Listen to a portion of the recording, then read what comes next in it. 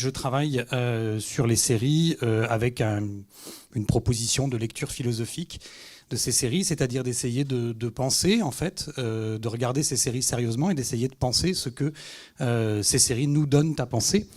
Et aujourd'hui, donc, dans le cadre de cette réflexion sur le tourment qui agite les personnages masculins de ces séries de ces dernières années, eh bien, je voulais vous parler d'un personnage que j'aime énormément, qui s'appelle Kevin Garvey, et qui est l'un des personnages principaux de la série The Leftovers.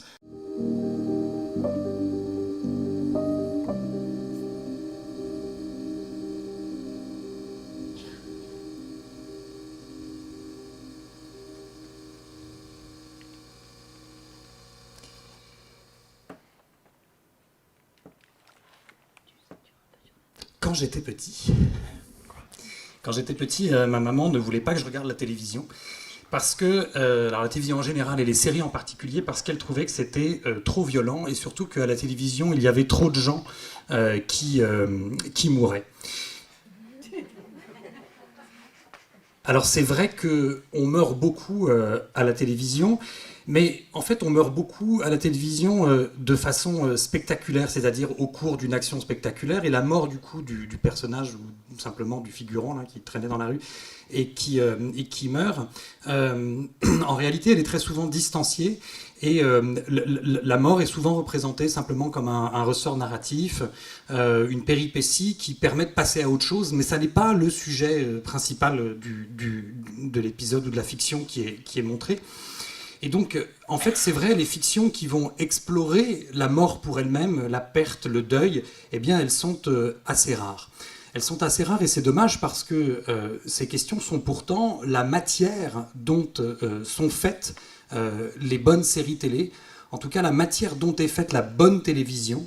Alors c'est ce que dit le critique Alan Yuas, qui est le critique télé du Guardian, une sorte de Pierre Cerisier anglais, et il le dit notamment donc, dans sa critique du premier épisode de The Leftovers, publié donc le 30 juin 2014. Il dit, voilà, pour qu'on ait de la great TV, eh bien, il faut qu'il y ait une interrogation sur la mort, le deuil ou la foi.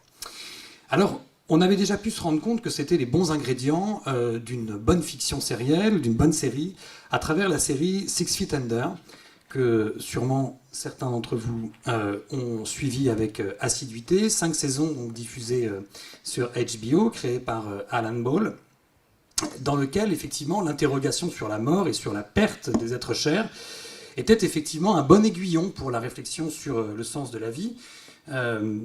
Et ces deux séries, donc Six Feet Under et The Leftovers, partagent cette même ambition que de nous interroger donc sur le sens de la vie à travers une thématisation directe et pour elle-même de la question de la perte des êtres chers, de la mort et du deuil à faire. Sauf que dans Six Feet Under, si la mort était directement représentée, si les corps étaient directement représentés, c'est parce que Six Feet Under fait le récit de la vie de la famille Fisher qui, en fait, tient une maison funéraire. Donc, pour la famille Fisher, la mort fait précisément partie de la vie elle-même. Ils gagnent leur vie à partir de la mort des autres, et la maison dans laquelle ils habitent est bien une maison funéraire. Donc, il est bien possible de réfléchir sur le sens de la vie à partir du moment où il y a des cadavres toujours au rez-de-chaussée, parce qu'il y a quelque chose de certain, il y a un corps, quand il y a la mort et qu'on a un corps, eh bien, on peut faire le deuil et on peut peut-être passer à autre chose, tourner la page, puisqu'on est dans le registre de la certitude. Dans The Leftovers, les choses sont beaucoup plus subtiles. Pourquoi ? Parce qu'il n'y a pas de certitude. Ce qui est à peu près certain, c'est que ceux qu'on a perdus ne sont plus là. Mais où sont-ils ? Que s'est-il passé ? Reviendront-ils un jour ? Sont-ils morts ?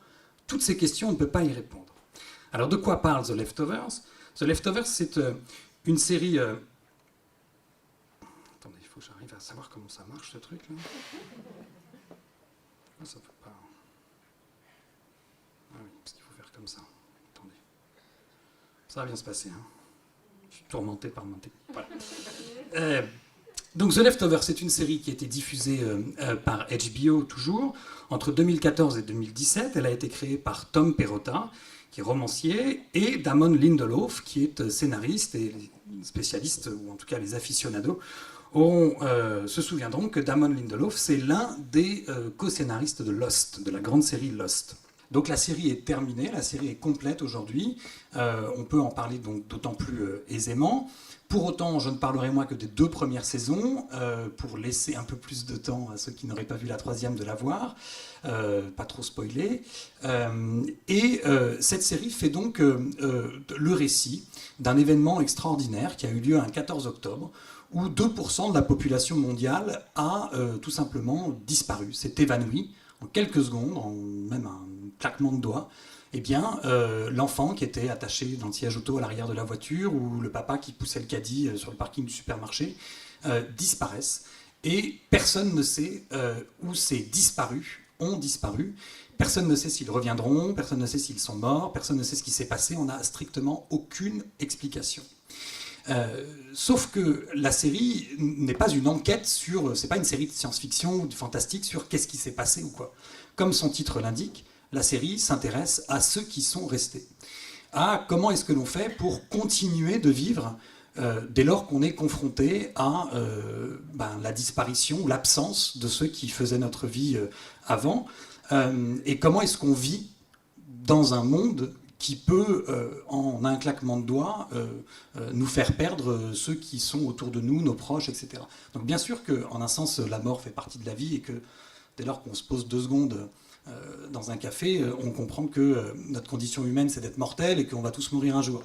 Mais ça, c'est de l'ordre de la certitude, même si elle est très distanciée. Là, la difficulté, et ce qui est intéressant, c'est qu'en réalité, cette disparition, personne ne peut dire que c'est une mort. En tout cas, personne n'est capable de dire que ceux qui ont disparu sont effectivement morts parce qu'il n'y a aucune trace, il n'y a que de l'absence. Alors comment vivent ceux qui restent ? Eh bien, il y a en gros 2 catégories de personnes. Il y a ceux qui vont continuer d'essayer d'avoir une vie familiale, une vie quotidienne, une vie dans le monde. Et puis, il y a ceux qui vont se retirer du monde en entrant dans une secte qui s'appelle les Guilty Remnants. Pas un très bon accent, mais en français, ça donne les coupables survivants. Et donc, quand on entre chez les coupables survivants, eh bien, on s'habille tout en blanc, on quitte sa famille, on vit en communauté, on passe sa journée à fumer, et surtout, on ne dit plus rien, et on ne s'exprime, on ne communique qu'avec des bloc-notes, et on écrit quelques mots sur un bloc-notes pour vraiment des questions très factuelles, savoir où est-ce qu'on va, qu'est-ce qu'on fait, etc. Mais on garde le silence. Alors parmi ceux qui restent, il y a le personnage de Kevin Garvey, que vous voyez ici en train de taper son poing contre un mur. Et Kevin Garvey, eh bien, c'est le chef de la police de cette petite ville de l'État de New York fictive qui s'appelle Mapleton dans la série. Et Kevin Garvey, on va partir du principe, voilà, c'est une hypothèse que je pose a priori, c'est un homme tourmenté. Voilà. Alors je vais essayer de vous montrer pourquoi c'est un homme tourmenté, quelles sont les caractéristiques de son tourment, et ce que je vais essayer d'identifier, c'est la singularité de son tourment. Et ce que je vais essayer de vous montrer, c'est que Kevin Garvey est confronté à un tourment logique. Voilà. C'est un peu bizarre de dire ça comme ça. C'est un tourment logique, c'est-à-dire en fait un tourment. Ce qui le tourmente, c'est l'absence de logique. Voilà. L'absence de possibilité de rationalisation. Et ça va ouvrir sur un abîme donc de questionnement métaphysique ensuite.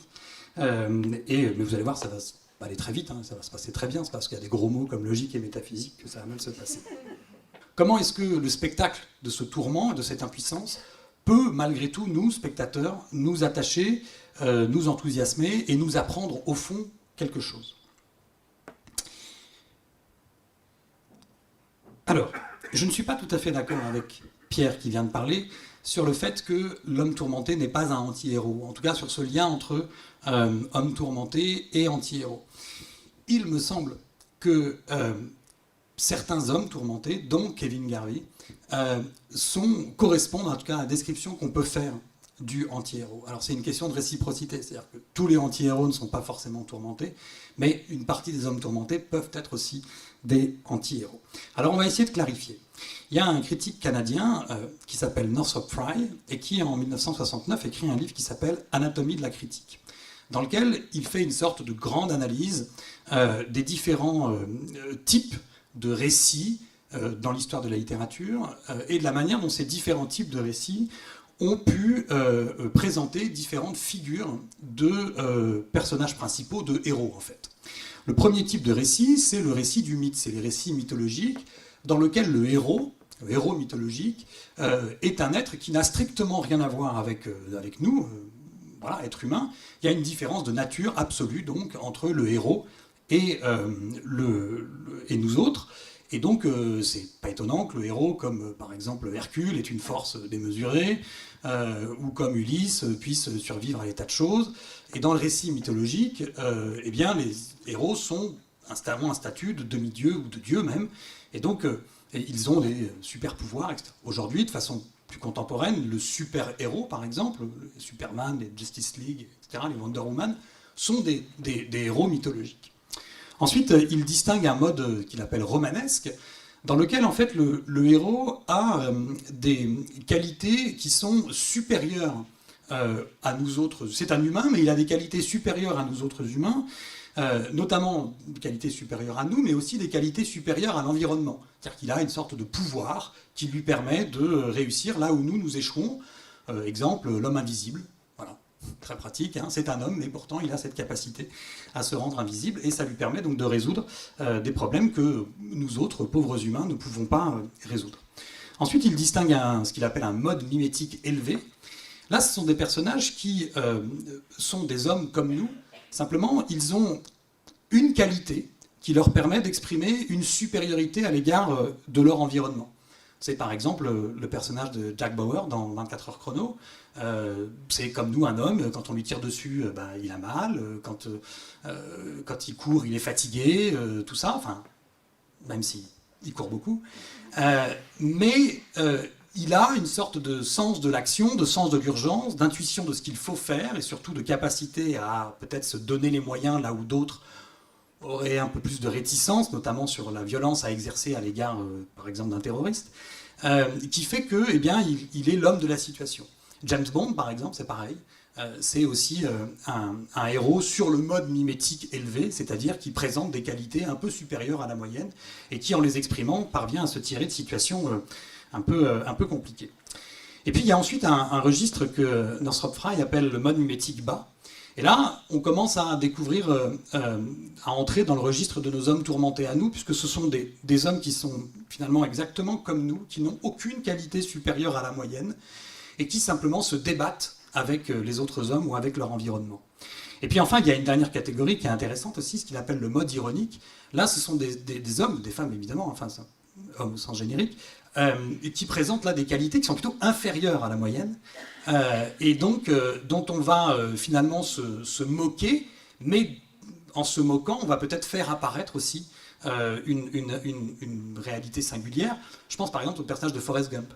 Voilà. Forrest Gump, il est clairement présenté comme étant un petit peu attardé, quoi, et pourtant, c'est bien le héros de ce film, et c'est même un héros incroyable, qui est même transformé en héros national, etc., etc., et qui pourtant va porter aussi quelque chose, va dire quelque chose de ce point de vue-là. On pourrait discuter par exemple de la façon dont Frank Underwood, dans la série House of Cards, est traité sur un mode ironique ou pas, dans la mesure où il présente des qualités morales, on va dire, qui sont quand même très largement en dessous de la moyenne, ou en tout cas présentées comme telles. Et il y a un jeu ironique qui se crée avec le spectateur, notamment sur les apartés, face caméra, etc. Et donc on pourrait questionner voilà, le statut ironique de ce personnage. Alors il me semble que dans la série The Leftovers, Kevin Garvey, eh bien, il rentre dans la catégorie de l'homme tourmenté, ce que j'appellerais le mode mimétique bas, et donc il me semble que peut-être que si le concept de anti-héros est discutable, moi j'oserais le concept de héros malgré lui. C'est-à-dire qu'il ne tient pas particulièrement à être le centre de l'attention. Il cherche souvent à se défausser, ou en tout cas à ne pas vouloir être au centre de l'attention. Et pourtant, eh bien, il va s'y retrouver, donc, comme malgré lui, et le plus souvent dépassé par les événements. Donc, par exemple, à l'issue du premier épisode, on apprend que donc, Kevin Garvey, il est le chef de la police, certes, mais que sa femme est partie, elle est partie rejoindre les guilty remnants, donc les coupables survivants. Il ne parvient pas à communiquer avec sa fille, avec son ado de fille, qui est, bon, il faut dire aussi, vraiment pénible. Il est contesté dans son travail de chef de la police et il ne parvient pas à maintenir l'ordre, à maintenir la cohésion de sa petite ville de Mapleton, et notamment dans l'affrontement entre ceux qui continuent et qui essayent de continuer de vivre et cette secte des coupables survivants.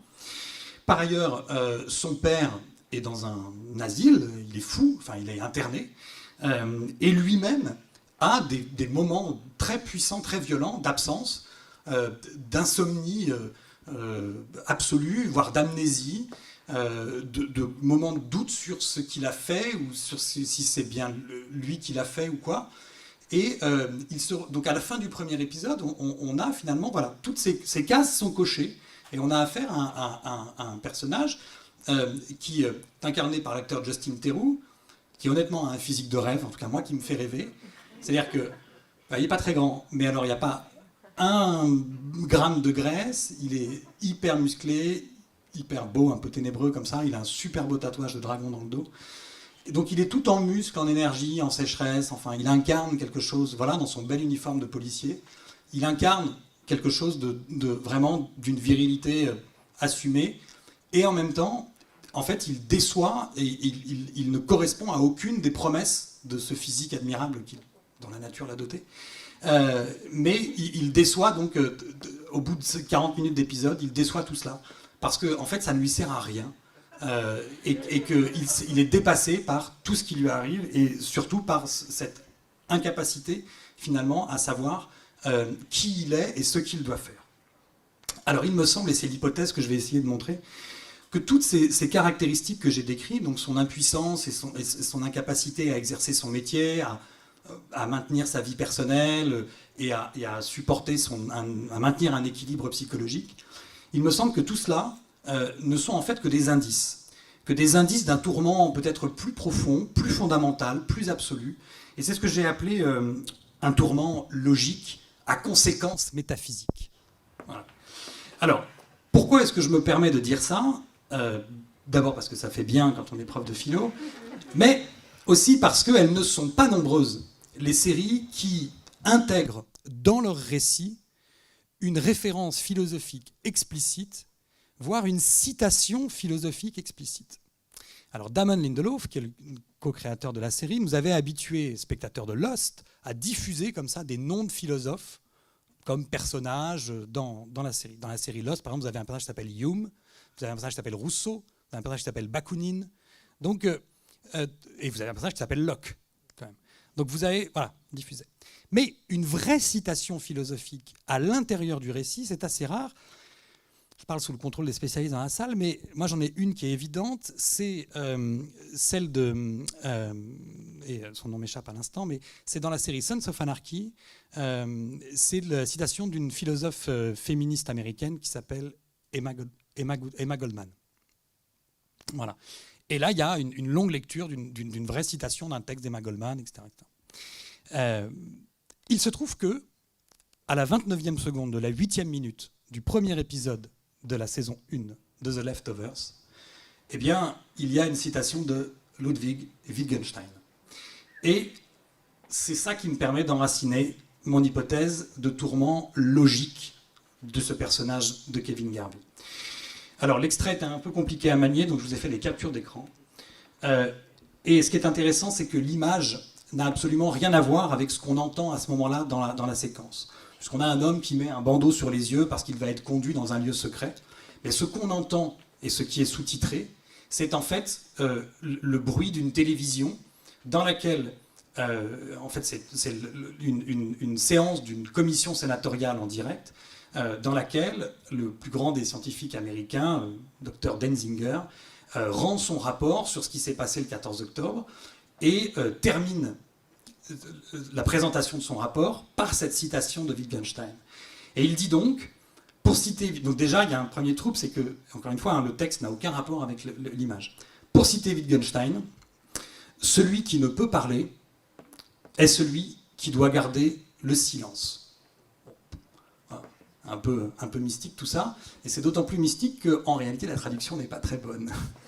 Mais c'est une vraie citation de Wittgenstein. Petite minute pédagogique, Wittgenstein c'est un philosophe qui est né en Autriche et qui a été naturalisé anglais, il est né en 1889, il est mort en 1951, certains disent complètement fou, mais c'est pas sûr. Et il se singularise par le fait que, de son vivant, il n'a publié qu'un livre qui fait 70 pages, qui s'appelle le Tractatus Logico-Philosophicus, et qui n'est qu'un ensemble de propositions et donc en fait d'aphorismes organisés en 7 grands chapitres avec des propositions subséquentes, etc. Il est tout de même à l'origine de la dernière grande révolution en histoire de la philosophie, qu'on appelle la philosophie analytique, pour le dire vite, au début du XXe siècle. Il est l'un des pères fondateurs de cette philosophie analytique. C'est pour dire que c'est quand même quelqu'un qui est un peu sérieux, même si c'est un philosophe qui fait beaucoup fantasmer les philosophes eux-mêmes, parce qu'il a très très peu écrit, et que du coup toute sa pensée est sujette à beaucoup de commentaires, d'analyses et d'interprétations. En 1921, donc, il publie son Tractatus Logico-Philosophicus, qui en gros, pour le dire vite, est une réflexion sur les limites du langage. C'est en fait une réflexion sur la logique du monde, sur ce qu'il y a de logique dans le monde, sur ce que notre raison peut donc reconstruire comme étant une logique, un ordre du monde, à travers la façon dont on peut le dire.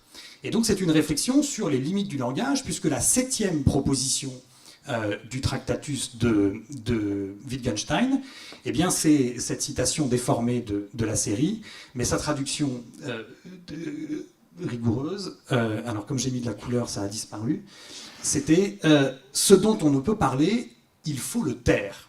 Voilà, ce dont on ne peut parler, il faut le taire. Peut-être vous voyez cette citation qui apparaît parfois sur votre feed Facebook avec un joli fond, vous savez, quand les gens mettent des citations sur Facebook.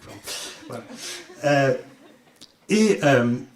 Wittgenstein explique que, en réalité, c'est une façon d'expliquer les limites du langage. Il y a tout ce que le langage peut dire, et puis au-delà de ce que le langage peut dire, eh bien, ça ne sert plus à rien de dire quoi que ce soit, puisque le langage sera incapable d'établir une vérité. Et c'est une position, entre guillemets, sceptique, hein, c'est-à-dire, ça ne veut pas dire qu'il n'y a pas de vérité, ça veut dire que nous ne sommes pas capables de l'exprimer de façon convenable, adéquate et certaine avec notre langage. Pour le dire de façon plus simple, ce que le langage peut décrire, c'est en fait l'état de choses du monde, c'est-à-dire la façon dont le monde est ce qu'il est. Voilà. Il pleut, on peut le dire, parce qu'on a moyen d'avoir un état du monde qui correspond à la proposition et qui donc rend la proposition vraie. On peut dire aussi la Terre est ronde. On peut dire l'eau bout à 100 degrés, et puis on peut multiplier comme ça des propositions. Mais ces propositions, en réalité, Wittgenstein dit, elles ne nous apprennent pas grand-chose, puisqu'elles ne font que répéter ce qui est dans le monde. Elles ne font en fait que décrire le monde, il dit, ce sont des tautologies. En revanche, les questions qui nous intéressent, nous, au premier plan, et qui vont intéresser Kevin Garvey, qui sont où sont passés ceux qui ont disparu, comment supporter l'absence, qui suis-je, quelle différence y a-t-il entre la réalité et les rêves, toutes ces questions-là, pas de chance, le langage ne peut pas les expliquer, le langage ne peut rien en dire. Donc on pourrait s'arrêter là, sauf que Wittgenstein précise quand même un petit peu les choses. Il dit, donc, nous savons que même si... Ah bien, ça a disparu aussi, c'était en rouge. Je suis désolé, vraiment. Nous savons que même si nous avons une réponse à toutes les questions scientifiques possibles, nos problèmes de la vie n'ont même pas encore été abordés. On peut avoir des réponses sur ce que la science cherche à établir, c'est-à-dire comment est le monde, mais nous n'aurons aucune réponse sur nos problèmes à nous, nos problèmes de vie, nos problèmes existentiels. Et autre exemple, donc là encore il y a un trou, c'est bien, c'est des textes à trous. Par exemple, bien qu'on ne puisse pas dire quel est le sens de la vie, il y a quand même une petite solution. Il y a quand même quelque chose, mais qu'on ne peut exprimer. Ceci se montre, il s'agit de l'élément mystique. Pour le dire simplement, Wittgenstein opère une sorte de grande opération de réduction, en mettant d'un côté tout ce que l'on peut dire du monde et qui relève de la science, et de l'autre côté tout ce qui relève de ce qu'il appelle les problèmes de la vie, et qui relève de l'indicible. Sauf que, quand on entre dans le champ de la fiction, donc de l'expression esthétique, quand on va pouvoir se donner des moyens d'exprimer autrement les choses qu'à travers simplement les mots, donc à travers la musique, le montage, la création, etc., eh bien en fait c'est une bonne nouvelle parce que ça veut dire que justement la création artistique va pouvoir s'emparer de cet indicible, donc de tous nos problèmes de la vie, pour essayer de nous les montrer et non pas de nous les dire. Le premier extrait, c'est simplement, on est à la fin de la saison 1, et Kevin se retrouve confronté en fait à lui-même parce qu'il se retrouve finalement dans une situation hyper compliquée, dont je ne vais pas vous détailler, mais en gros, il comprend qu'il a aidé à kidnapper la chef locale de la secte, là, des coupables survivants, sauf qu'il n'en a absolument aucun souvenir, il ne sait pas ce qui s'est passé, il ne sait pas s'il était somnambule, amnésique. Et vous allez voir, c'est juste, ça dure 2 minutes, vous allez voir comment Kevin se retrouve souvent dépossédé de lui-même, dans une impuissance totale. Alors souvenez-vous qu'il a un corps de rêve. You said that you used to come to camp something up here when you were little. You snuck off to the cabin to smoke cigarettes.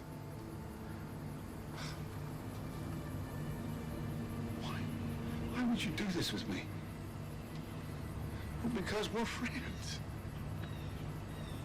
Before last night, when was the last time we saw each other? A couple of weeks back, you know, when we made the bet. Oh, Jesus. We caught a dog, and you bet that you could civilize it. You win, I stop shooting the fuckers. I win, you give me $1? Yeah, I will collect that $1, so don't try using this amnesia bullshit to back out. No, I don't have fucking amnesia. Well, then what the fuck have you got? Alors ce qui est intéressant dans The Leftovers, c'est que si ça n'est pas le langage, si ça n'est pas la conversation, eh bien il y a d'autres ressources. Il y a d'autres ressources, et je voudrais vous montrer une séquence que j'ai découpée en faisant exprès de quelques secondes de la séquence précédente. Pourquoi? Parce que c'est comme ça que la mise en scène et l'utilisation de la musique vont permettre de montrer ce qui ne peut pas être dit. Et vous allez voir ici que le choix de la chanson apporte beaucoup. Alors, le choix de la chanson ici, ça va être une chanson des Pixies qui s'appelle Where is My Mind? Où est donc bien pu battre la discipline? Et vous allez voir que ce choix n'est évidemment absolument pas anodin, puisque cette fois-ci nous sommes dans le deuxième épisode de la deuxième saison. Et donc, en fait, ce qui s'est passé, c'est qu'après avoir trouvé Patty, Patty va se suicider. Et donc, Kevin, le chef de la police, est dans une situation compliquée, donc il va l'enterrer dans la forêt. Il ne sait pas très bien comment expliquer avec ça, etc. Mais en gros, voilà, il est marqué par la culpabilité, il n'arrive pas à digérer, donc là encore, il est compliqué de vivre avec des inexplicables. Et donc, il y a cette séquence très singulière donc, du deuxième épisode qui, vous allez voir, sans conversation, sans ne rien dire, permet malgré tout de montrer ce qui tourmente le personnage de Kevin. Alors du coup, 2 choses. L'extrait dure un petit peu longtemps puisque, en fait, il dure tout le temps de la chanson, puisque on respecte la chanson, puisque c'est elle qui est porteuse de sens, donc on utilise toute la chanson dans l'épisode. Et vous allez voir la façon très subtile dont la chanson s'arrête dans l'extrait. Et vous allez voir, c'est une façon donc de l'intégrer totalement au récit. Les universitaires qui sont là, ils ont un mot, ils disent que c'est intradiégétique. Voilà, mais c'est un mot un peu compliqué pour faire universitaire. Alors, il faut bien retenir cette musique-là des Pixies, parce que elle va revenir. Et c'est ça qui est intéressant dans une série, c'est qu'on peut jouer sur des effets de répétition, mais surtout de variation. Cette musique va revenir à la toute fin de la deuxième saison. Donc ce qui est intéressant, c'est que Kevin continue donc son affaire. Bon, je vous rassure, là, il sera libéré par la police, hein, parce que le cadavre qu'il a dans son coffre, c'est la chef locale de la secte, et que la police en a strictement rien à faire de cette secte. Au contraire, ça les ennuie, donc en fait, il sera considéré comme étant innocent, pas coupable du meurtre. Et donc il reprend sa vie, il essaye de continuer de vivre, etc. Déjà, ce final contient en partie la clé, en tout cas une réponse à ce tourment logique qui habite en fait non pas seulement Kevin, mais quasiment tous les personnages de la série, qui est comment accepter l'inacceptable, l'incompréhensible, l'irrationnel, le contingent absolu, etc. Il y a une première réponse qui va être donnée, c'est tout simplement d'accepter de ne pas comprendre. Voilà. D'accepter qu'on ne puisse pas tout comprendre. D'accepter, comme nous le disait Wittgenstein, que ce dont on ne peut pas parler, il faut le taire. Voilà. Et en fait, c'est difficile, ça demande tout un chemin, toute une progression. Et vous allez voir que c'est ce que vont se dire finalement les derniers personnages. C'est les derniers mots que vont se dire les personnages que vous allez voir dans le final de la deuxième saison. Et puis, au-delà de ça, une fois qu'on a accepté qu'on ne pourrait pas tout comprendre, eh bien, il faut se demander comment on fait pour continuer à vivre. Eh bien, on essaye simplement de refaire famille avec ceux qui nous sont proches. Et c'est aussi sur cette idée-là que se termine la deuxième saison. Et de ce point de vue-là, The Leftovers, c'est une série très sage, très conservatrice ou familialiste, puisque la seule chose qu'on nous dit, c'est que ce qui compte, finalement, c'est d'être entouré de sa famille, et puis quand sa famille a été séparée par une disparition ou par un événement, eh ben c'est de refaire famille, et de reconstruire une famille, et d'avoir près de soi tous ceux qui comptent pour nous. Et vous allez voir que l'épisode se termine, et Kevin retrouve tous les membres de sa famille, les anciens, les nouveaux, ceux qui lui sont chers. En tout cas. Alors attention à la musique, parce que la musique que vous allez entendre dans cet extrait, eh bien, c'est exactement la même que celle que vous avez entendue là. C'est simplement une autre version, plus apaisée, qui veut dire aussi qu'il s'est passé quelque chose. Ce que Kevin a appris, c'est qu'il a appris à mourir. Et ça plaît aux philosophes, parce que ça fait 2000 ans que Platon nous répète que pour trouver la vérité, il faut apprendre à mourir. Alors apprendre à mourir à quoi? Pas au sens littéral évidemment, mais apprendre à mourir, c'est-à-dire en fait apprendre à refuser les apparences, à refuser la facilité, et surtout à arrêter de s'accrocher en fait à des illusions qui nous font perdre du temps et qui ne nous font pas avancer dans la résolution des problèmes de notre vie. En l'occurrence, ici, il faut accepter de renoncer à trouver une explication de ce qui s'est passé le 14 octobre.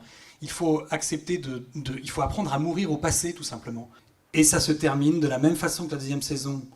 Nora disait à Kevin, tu es rentré. Eh bien, ça se termine à la fin de la troisième saison par Kevin et Nora qui sont de nouveau réunis à l'intérieur d'une maison et qui vont peut-être pouvoir refaire, en tout cas tous les deux, famille. Alors, juste, voilà, pour terminer, ce qui me paraissait intéressant, c'était d'expérimenter avec vous cette hypothèse d'un tourment que j'ai appelé logique ou métaphysique, c'était pas pour faire des clignotants, mais pour montrer en tout cas que ce n'était pas un tourment lié à une condition sociale ou à une instabilité psychologique ou à une crise du masculin, etc. Il me semble qu'il se joue quelque chose de plus profond, enfin non pas que les choses soient moins profondes d'ailleurs, mais il me semble qu'il se joue en tout cas quelque chose ici d'une dimension autre, d'une dimension vraiment de l'ordre du questionnement existentiel.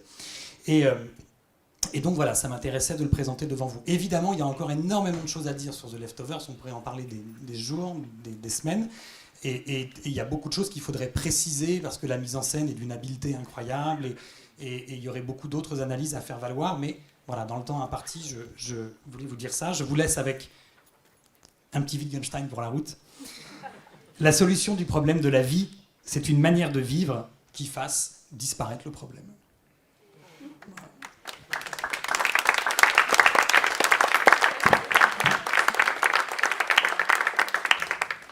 Merci. Quand je t'entends, je me dis qu'on a raison, Ginette Dissler et moi, de prétendre qu'effectivement, les rencontres du Havre, c'est pas les strass et paillettes, c'est pas le bling-bling, c'est pas les immenses stars américaines qui viennent en première classe et pour lesquelles il faut une limousine, c'est de la pensée.